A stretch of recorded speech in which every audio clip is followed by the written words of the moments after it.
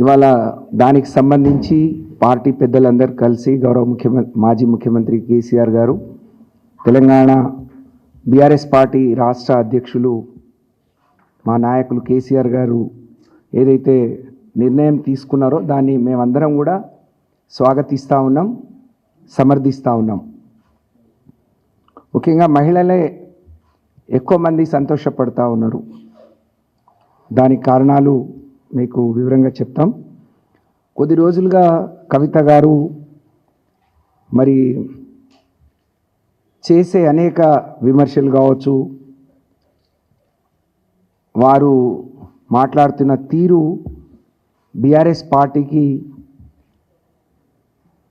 ఒక నష్టాన్ని, కార్యకర్తల మనోభావాల్ని దెబ్బతీసే విధంగా ఉండే. మీరందరూ కూడా చూశారు నిన్న వారు మాట్లాడిన తీరు. తెలంగాణ రాష్ట్ర సాధనలో కేసీఆర్ గారితో నడిచిన కోట్లాది మంది తెలంగాణ ప్రజలు ఈరోజు బీఆర్ఎస్ పార్టీని నమ్ముకొని బీఆర్ఎస్ పార్టీ కుటుంబ సభ్యులుగా ఉన్న లక్షలాదిగా కుటుంబాలందరూ కూడా బాధపడ్డారు. అందుకనే ఈరోజు బీఆర్ఎస్ పార్టీలో కీలకంగా ఉన్న కవిత గారిని ఎమ్మెల్సీగా ఉన్నారు, వారిని సస్పెండ్ చేస్తూ మరి పార్టీ నష్టాన్ని నివారించాలి, కార్యకర్తలకు ఒక మనోధైర్యాన్ని ఇవ్వాలనే ఆలోచనతోని వారిని సస్పెండ్ చేయడం జరిగింది.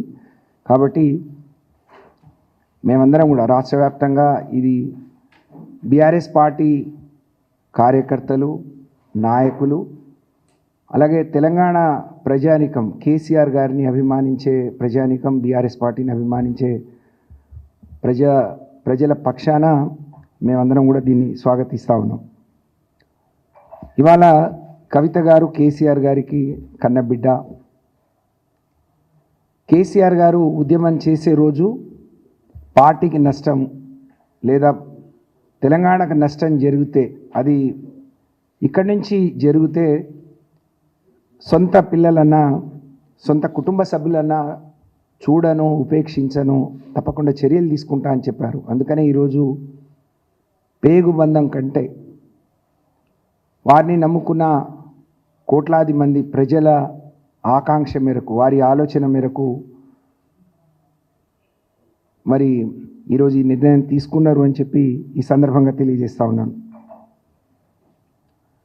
ఇవాళ 20 నెలలుగా బీఆర్ఎస్ పార్టీ ఓడిపోయి కాంగ్రెస్ పార్టీ అధికారంలోకి వచ్చింది. ఆ రోజు నుంచి అలుపెరుగని పోరాటం, ఒంటి కాలి మీద నిలబడి లక్షలాది మంది బీఆర్ఎస్ పార్టీ కార్యకర్తలు క్షేత్రస్థాయిలో పోరాటం చేస్తూ ఉన్నారు. కాబట్టి కవిత గారు మాట్లాడే తీరు, పద్ధతి పార్టీకి నష్టం చేస్తుంది. కాబట్టి పార్టీకి నష్టం చేసే ఎంత పెద్ద నాయకులైనా, అది కన్నబిడ్డ అయినా, కన్న కొడుకైనా, పేగుబంధమైనా, కార్యకర్తలకు నమ్ముకున్న సైనికుల కంటే ఇది ఎక్కువ కాదు అని చెప్పి ఈరోజు కేసీఆర్ గారి నిర్ణయం తీసుకున్నారు. నిజంగా వారి నిర్ణయానికి మేమందరం కూడా మనస్ఫూర్తిగా హర్షిస్తున్నాం. ఇది ఒక సాహసోపేతమైన నిర్ణయం. 3 నెలలుగా ఈ జరుగుతున్న తీరు అనేక మంది మేధావులు, పెద్దలు మరి వాళ్ళు పూనుకొని కూడా తనకు నచ్చజెప్పే ప్రయత్నం, కానీ వారు చేసే పని అది సరి అయింది కాదని చెప్పే ప్రయత్నం చేసినా తన తీరు మార్చుకోలేదు, తన పద్ధతి మార్చుకోలేదు. కాబట్టి ఇంత పెద్ద నిర్ణయాన్ని వారు తీసుకున్నారు. ఇవాళ 50 మంది తెలంగాణ ప్రజానికం, కేసీఆర్ గారిని అభిమానించేవాళ్ళు, బీఆర్ఎస్ పార్టీని నమ్ముకొని ఉన్నవాళ్ళు, కేసీఆర్ తిరిగి రావాలి, తిరిగి నిలదొక్కోవాలని ఆకాంక్షించే వాళ్ళందరూ కూడా ఇవాళ హర్షిస్తూ ఉన్నారు. నిజంగా మేమందరం కూడా ఇది ఒక గొప్ప హర్షించదగ్గ విషయం అని చెప్పి ఈ సందర్భంగా నేను తెలియజేస్తూ ఉన్నాను.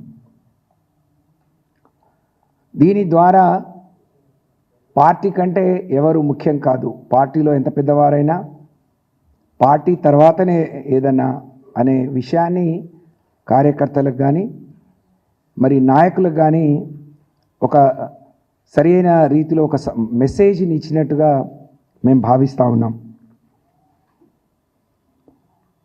ఒకనాడు తెలంగాణ పోరాటం మొదలైనప్పటి నుంచి మనం ఎక్కడ మాట్లాడినా అనేక మంది అమరులైనరు, అనేక మంది పోరాటాలు చేశారు. ఇవాళ తెలంగాణ సాధనలో తెలంగాణ 50 మందిని ఒకతాటి మీదికి తీసుకొచ్చి కరుడుగట్టిన ఆ రోజున్న కాంగ్రెస్ ప్రభుత్వం మెడలు వంచి కేసీఆర్ గారు చావు నోట్లో తలపెట్టి తెలంగాణని సాధించారు.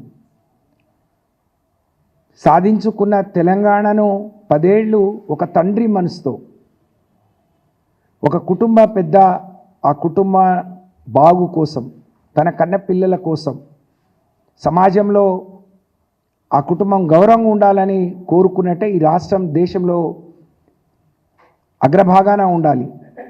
అభివృద్ధి అంటే ఏదో మేడలు కట్టడం, రోడ్లు వేయటం కాదు. ప్రతి పేదవాడు సంతోషంగా ఉండాలి, కడుపు నిండా తినాలని ఆలోచించి వారు అనేక కార్యక్రమాలు తీసుకున్నారు.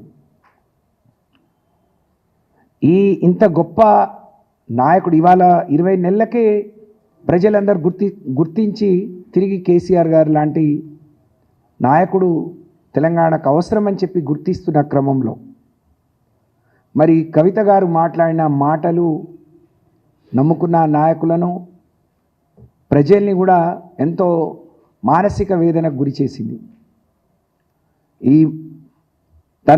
తన పద్ధతిని మార్చుకుంటే బాగుండు, తన మాట తీరు మార్చుకొని ఉంటే బాగుండు అని చెప్పి మొన్న మరి నిజంగా వారు నిన్న మాట్లాడినప్పుడు అవి చూస్తే మాకు చాలా బాధ అనిపించింది. ఒకవైపు పార్టీలో కేసీఆర్ గారి తర్వాత కేసీఆర్ గారికి కుడి భుజం ఎడం భుజాలుగా మరి హరీష్ రావు గారు, కేటీఆర్ గారిని మేము అందరం భావిస్తాం. కొన్ని రోజులు కేటీఆర్ గారిని ఉద్దేశించి కొన్ని మాటలు మాట్లాడారు. నిన్న కొత్తగా మళ్ళీ హరీష్ రావు గారి గురించి వారు మొన్న అసెంబ్లీ జరిగిన తీరు చూసిన ప్రతి ఒక్కరూ కాళేశ్వరం కమిషన్, కాళేశ్వరం మీద అవినీతి జరిగిందని, ఆ అవినీతి జరిగిందని చెప్తూ దాన్ని ఎక్కడ నిరూపించుకోలేక 15 నెలలుగా వేసిన కమిషన్ కూడా ఒక స్పష్టంగా ఇక్కడ అవినీతి జరిగింది, ఇక్కడ తప్పు జరిగింది అని చెప్పలేని పరిస్థితిలో ఏం చేయాలో పాలుపోక ఒక్కరోజు మరి ఇవాళ హైకోర్టులో మేము కేసు వేసిన తర్వాత హైకోర్టు ఏదైనా డైరెక్షన్ ఇస్తుందో, ఎక్కడ ఆగిపోతుందో, దీన్ని రాజకీయంగా వాడుకోలేమో, ప్రజల దగ్గరికి పోవటానికి ఇన్ని రోజులు కాళేశ్వరం అన్నారు ఏమైంది అని ఎక్కడ అడుగుతారో, కాబట్టి దీన్ని ఒక ఆయుధంగా చూపించాలని చెప్పి సిబిఐకి ఇచ్చింది కాంగ్రెస్ పార్టీ, రేవంత్ రెడ్డి గారి సర్కారు. దాంట్లో ఏం లేదు, కొండను తోవి ఎలుకను పట్టినట్టుగా ఉండే. ప్రజలందరూ కూడా తూ అని ఒక్క హరీష్ రావు గారే ఒంటి చేత్తో బ్యాటింగ్ చేస్తూ 10 మంది మంత్రులు 33-34 సార్లు ఇబ్బంది పెట్టినా, ఆటంకపరిచినా చాలా బ్రహ్మాండంగా సమాధానం చెప్పి అందరూ నోళ్ళు మూయిస్తే అందరూ వావా అని పొగుడుతా అంటే దాన్ని ఇంకా మేము ఒక రకంగా అసెంబ్లీలో సాధించిన విజయాన్ని మేము అనుభవిస్తా అంటే మర్చిపోలేని పరిస్థితిలో తను ఇలా మాట్లాడటం అనేది తప్పకుండా తన వెనక ఇదెవరో ఉండి మాట్లాడిస్తున్నట్టు, పార్టీని నష్టం చేసే పనులు చేయిస్తున్నట్టుగా మేము భావిస్తూ ఉన్నాం. తను నిన్న మాట్లాడుతూ అన్నారు నేను తోలుబొమ్మను కాదు అని. కానీ 3 నెలలుగా తను మాట్లాడిన సిరీస్ అన్ని తీసి చూస్తే తనే అర్థం చేసుకోవచ్చు. ఎందుకంటే తను చాలా విద్యావంతురాలు, తెలంగాణ ఉద్యమంలో ఉంది. తెలంగాణ ఉద్యమానికి తను కూడా కలిసి ఆ రోజు మరి బతుకమ్మతో మహిళలందరినీ ఒక తాటి మీదకి తీసుకొస్తే ఈ తెలంగాణ ఉద్యమంలో సకల జనులు ఉద్యమం చేసిండ్రు. తెలంగాణలో ఉండే అనేక కులాలు, అనేక సంఘాలు, అనేక మంది ఉద్యోగస్తులు, అనేక మంది విద్యార్థులు, అనేక మంది అసూలు బాసి అనేక మంది చేసింటే తెలంగాణ వచ్చింది. అందరికీ అన్ని అవకాశాలు రాకపోవచ్చు, కానీ కవిత గారిని బ్రహ్మాండంగా కేసీఆర్ గారు మరి ఒకసారి పార్లమెంట్ గెలిపించి రెండోసారి మరి తను ఓడిపోతే మళ్ళీ తన్ని కౌన్సిల్లోకి తీసుకొని గొప్పగా గౌరవించుకున్న విషయం మనందరికీ తెలుసు. అందరికంటే ఎక్కువ మా నాయకుడి బిడ్డగా తప్పకుండా మాకు అందరికీ తనంటే చాలా పెద్ద గౌరవం. అందరం గౌరవించాం, తెలంగాణ ప్రజానికం గౌరవించింది. మా ప్రాంతానికి వస్తే కేసీఆర్ గారి బిడ్డ వస్తే కేసీఆర్ గారి లాగా ఆమెను కూడా చూడటానికి వచ్చారు. కానీ వాళ్ళ ఇచ్చిన గౌరవాన్ని, ఆమెకు వచ్చిన గుర్తింపును ఆమె దక్కించుకోలేకపోయింది.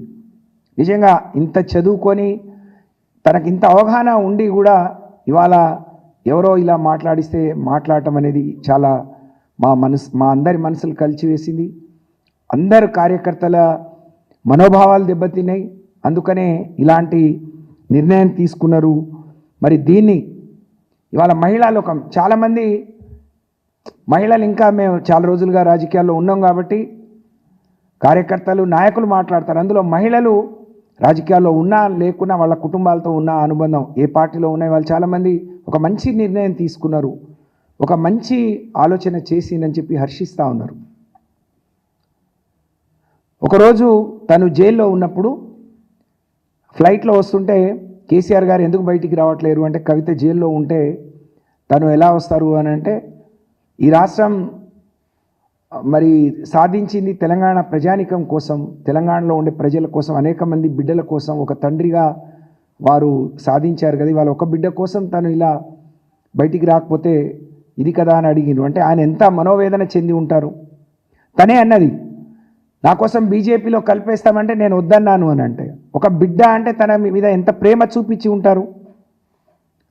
ఇవన్నీ మర్చిపోయి ఇవాళ పార్టీని, కేసీఆర్ గారిని, లేకుంటే హరీష్ రావు గారిని, సంతోష్ రావు గారిని, కేటీఆర్ గారిని, లేకపోతే పార్టీని, మరి పార్టీ ఉంటే ఎంత పోతే ఎంత అని మాట్లాడితే మరి పార్టీ ఇన్ని లక్షల మంది అభిమానించే పార్టీ, ఇన్ని కోట్ల మంది ఆదరించి నిలబెట్టిన పార్టీ, అటువంటి పార్టీ ఉంటే ఎంత పోతే ఎంత అని మాట్లాడితే అసలు నువ్వు ఉంటే ఎంత లేకపోతే ఎంత అనే పరిస్థితి ఈరోజు ప్రజలు ఆలోచించే, కార్యకర్తలు ఆలోచించే పరిస్థితి వచ్చింది అని అంటే దీనికి తను మాత్రమే బాధ్యురాలని చెప్పి తెలియజేసుకుంటూ, ఇంత గొప్ప నిర్ణయం కన్న బిడ్డైన తన గుండెల మీద ఆడుకొని మరి తను నడక నేర్పిన బిడ్డ, తను అన్నీ నేర్పి ఇక్కడ వరకు నడిపించి తన బిడ్డ చాలా గొప్పగా ఉండాలని మనసులో ఎంత ఉన్నా ఇవాళ ఇలాంటి నిర్ణయం తీసుకోవటం అంటే పార్టీ ముందు కార్యకర్తల కంటే ఏది ఎక్కువ కాదు, బిడ్డ కాదు, కుటుంబం కాదు.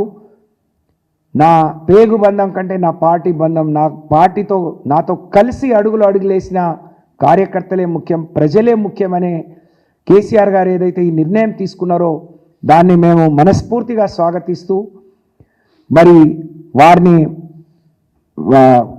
ఆ నిర్ణయాన్ని నిజంగా చాలా ఇది హర్షించేదగ్గ విషయంగా మరి తెలియజేసుకుంటూ, ఇలాంటి గొప్ప నిర్ణయం తీసుకున్న నాయకుడు, అలాంటి నాయకుడితో కలిసి పనిచేయటం ఒక ఆడపిల్లలుగా మేము అదృష్టంగా భావిస్తూ మరి మీ అందరికీ మరొకసారి నమస్కారాలు తెలియజేస్తూ